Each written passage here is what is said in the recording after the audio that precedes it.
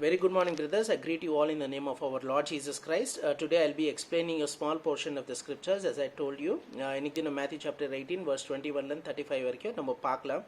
Peter வந்து Jesus கிட்ட கேட்குறாரு, ஒரு மனுஷனை நான் எவ்வளோ வசி மன்னிக்கணும்? Is it up to 7 times?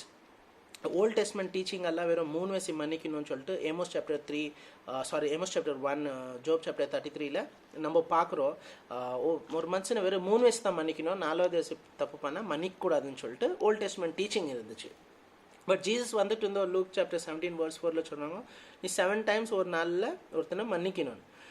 But இங்கே வந்து பீட்டர் கேட்குறாரு, keeping that in is mind, 7 times மன்னிக்கணுமா?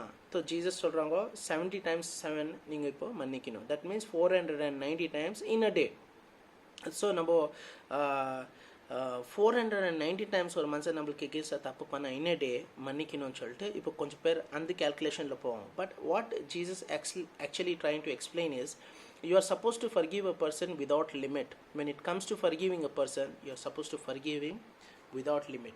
So in that context, Jesus இப்போ ஒரு ஸ்டோரி சொல்கிறாங்க. ஒரு ராஜா இருக்கிறார். அந்த ராஜா அவர் அக்கௌண்ட்ஸை செட்டில் பண்ணுற டைமில் he found out there is a person who is supposed to give him 10 crores. Example சொல்கிறார். So when he is supposed to give him 10 crores, அவனை கூப்பிட்டுன்னு வர வைக்கிறார். He was brought to him and the king commands him to pay and he was not able to pay.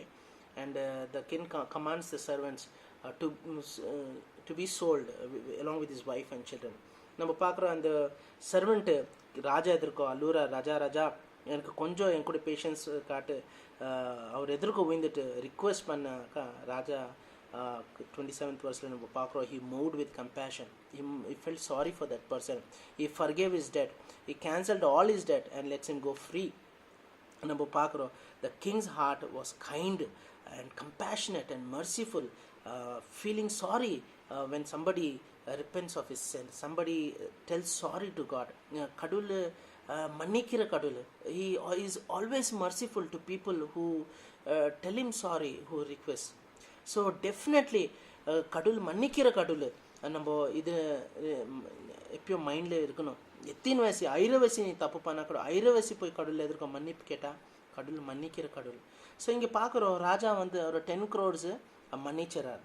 இமீடியட்டாக அந்த மனுஷன் என்ன பண்ணுறாரு, வெளியே போகிறாரு. ஒரு மனுஷனை யாரையும் அவருக்கு 10,000 rupees கொடுக்கணுமோ அவனை அடிச்சிட்டு அவன் கழுத்தை பிஸ்கிட்டு நீ தொட்டு கொடுனாக்கா சேம் வேர்ட்ஸ் எதாவது ஒரு மன்னிப்பு கேட்டார் ராஜாக்கு இது உயிந்து. சேம் வேர்ட்ஸ் 29th verseல நம்ம பார்க்குறோம். சேம் வேர்ட்ஸ் இவர் கூட அவர் எதிர்க்க உயிந்துட்டு he pleads him, begs him, please have mercy on me, patience with me, I'll pay you all. But this person does not leave him. அவனை எடுத்துன்னு போய் ப்ரிசனில் போட்டுறான். ஸோ 10 crores மன்னிச்சுட்டு ராஜா இவரை கனி 10,000 ஒரு மனுஷனை இவர் மன்னிக்கிறதில்ல. இதை வந்து 31st verseல ஒரு ஃபெலோ சர்வன்ட் பார்த்துட்டு போய் ராஜாக்கு சொல்கிறான். கொஞ்சம் பேர் நம்மளை டெஃபினெட்லி பார்க்குறோம் டெய்லி லைஃப்பில். நம்ம எத்தனை ஹார்டாக இருக்கிறோம், எத்தனை ஹார்ஷாக இருக்கிறோம், எத்தனை கைண்டாக இருக்கிறோம், எத்தனை லவ்விங்காக இருக்கிறோம். They are people who are noticing us. So நீங்கள் போய் ராஜாக்கு போய் சொன்னால் ராஜா அவனை கூப்பிட்டுன்னு வர வைக்கிறார். சொல்கிறாரு, இன்னும் நான் 10 crores மன்னிச்சிட்டேன், நீ ஒரு மனுஷனை 10,000 மன்னிக்க மாட்டியா? நீ ஒரு விக்கெட் சர்வெண்ட். என்னத்துக்கு விக்கெட்னு சொல்லிட்டு ராஜா சொல்கிறாரு. என்னத்துனாக்கா 24th verseல he was brought to him. That means 10 crores கொடுக்கணும். நீ வீட்டில் இருக்கிறாரு, யாருக்கும் தெரியாத cunning guy is. He was not willing to come, but he was brought to the king. அதுதான் இல்லை, எப்போது இவர் மன்னிக்கப்பட்டாரோ இமீடியட்லி அந்த ஹாப்பினஸில் அந்த ஜாயில் அவர் இருக்கணும். But he went out hard and harsh towards other brothers. So இது ஒரு ரீசன் அவர் விக்கெட்டுக்காக. அதுதான் இல்லை, இன்னொன்று என்னன்னாக்கா he acted humble before the king when he wanted to get rid of his punishment. When he wanted to rescue himself, he acted humble like Pharaoh king. Old டெஸ்ட்மெண்ட்டில் Moses எதற்கு சொல்லுவார், இந்த பிளேக் எடுத்துகிட்டு நான் உங்கள் மனசில் விட்டுறேன். பிளேக் எடுத்துகிட்டு இருந்தால் விடுறதில்ல. திரும்பி பிளேக் வந்திருந்தோம் திரும்பி சொல்கிறாரு, இந்த பிளேக் எடுத்துகிட்டு நான் மனசில் விட்டுறேன். திரும்பி பிளேக் எடுத்துகிட்டு இருந்தால் திரும்பி மனசில் விடுறதில்ல. இந்த மாதிரி ரிப்பெண்டன்ஸு ரொம்ப பேர்கிட்ட இருக்குது.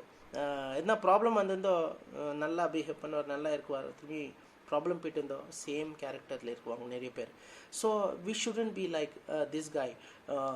He was a wicked servant.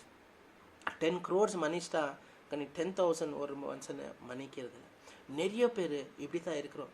கடவுள் நம்மளை எத்தனோ பேர் எத்தனோ பாவத்திலேருந்து நம்மளை மன்னிக்கிறாரு. எவ்ரி டைம் நம்ம கடவுள் எதிர்க்கு போனோமோ அவர் பாவத்தை மன்னிக்கிறார். பட்டு இன்னொருத்தர் ஒரு சின்ன தப்பு பண்ணால் கூட வருஷம் அவர்கிட்ட பேசாத நிறைய பேர் இருக்காங்க. ஒரு சின்ன தப்பு, சின்ன பேச்சு எதுனா சொன்னால் கூட கோவத்தை வச்சுன்னு அடிக்கிருக்கோ சாவடிக்கிருக்கோ பின்னால் ஒத்துறதில்ல. அந்த மாதிரி கோவத்தில் இருக்கிறாங்க. இன்றைக்கி தினம் நம்ம மூவிஸில் பார்க்குறோம், கோவம் நிறைய பார்க்குறோம். மியூசிக்கில் கோவம் இருக்குது, சொசைட்டியில் கோவம் இருக்குது. Angry people are everywhere, in the family, in relationship, in society. You know why? Because Satan has taken control over those people. Satan is controlling those people. That's why they are not able to sleep happily. They don't have that joy. அவங்களுக்கு குடிய அவசரம், அவங்களுக்கு தூக்கம் வைக்காது குடியிலனா. ஏன்னா the reason is they don't forgive others. They are having grudge in their heart. கோவத்தை வச்சுன்னு parents மேலே கொஞ்சம் பேர் கோவத்தை வச்சுன்னு, ஃப்ரெண்ட்ஸ் மேலே கோவத்தை வச்சுன்னு, ரிலேட்டிவ்ஸ் மேலே கோவத்தை வச்சுன்னு நிறைய பேர் இருக்கிறாங்க, வருஷம் இருக்கிறாங்க. Definitely Satan takes control over you when you don't forgive others. Really, remember, there is never a family without fights, offenses, disagreements, disputes. There is never a marriage without fights, offenses, relationship or friends. Definitely, you need forgiveness. I need forgiveness. We all need forgiveness. So you should learn to forgive everyone, just as God forgives us. Matthew chapter 5 verse 48 la Jesus சொல்றாங்க, be perfect like your heavenly father. In which context? While forgiving your enemies, துஷ்மனை கூட நம்ம மன்னிக்கணும்னு சொல்லிட்டு நம்ம heavenly father மாதிரி இருக்கணும். நம்ம இந்த விஷயத்தில் நம்ம கடவுள் மாதிரி இருக்கணும். ஜீசஸ் நம்ம ப்ரேயரில் கற்றுக் கொடுத்தாங்க, father in heaven forgive us O Lord as we forgive those who sin against us. இன்னொருத்தர் எப்படி இன்னொருத்தரை நம்ம மன்னிக்கிறோமோ கடவுள் கூட நம்மளை அப்படி தான் மன்னிக்குவாங்க. If you condemn others, God will condemn you. If you deal harsh with others, God will deal harsh with you. If you are merciful others, God will show mercy to you. So that's why we see here 32nd verse நம்ம பார்க்குறோம்,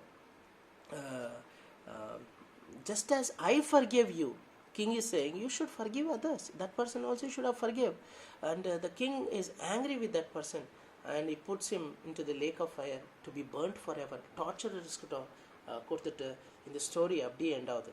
forgiveness வந்துச்சு, அந்த ஃபர்கிவ்னஸில் கொஞ்சம் கூட இன்னொருத்தருக்கு கொடுக்கல. See, this is our responsibility. We are supposed to forgive firstly. Secondly, this is a great joy. Thirdly, it is a freedom and power when we forgive others. There is a power, there is a freedom when we forgive others.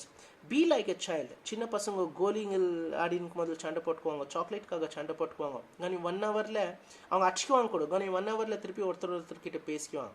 But அதோ மனுஷனுங்க சின்ன பசங்க பெருசாகிட்டு இருந்தோ சின்ன பேச்சுக்காக ஒரு மனுஷனை சாவடிக்கிற கூட பின்னால் ஒருத்தருதில்ல, வருஷம் ஒருத்தர்கிட்ட பேசாத இருக்கிறாங்க. ஸோ நிஜமா நம்ம கூட அந்த விக்கெட் சர்வெண்ட் மாதிரியா 10 crores ஆஃப் சின்ஸ் நம்ம கடவுள் எகென்ஸ்ட் பாவம் பண்ணோம்.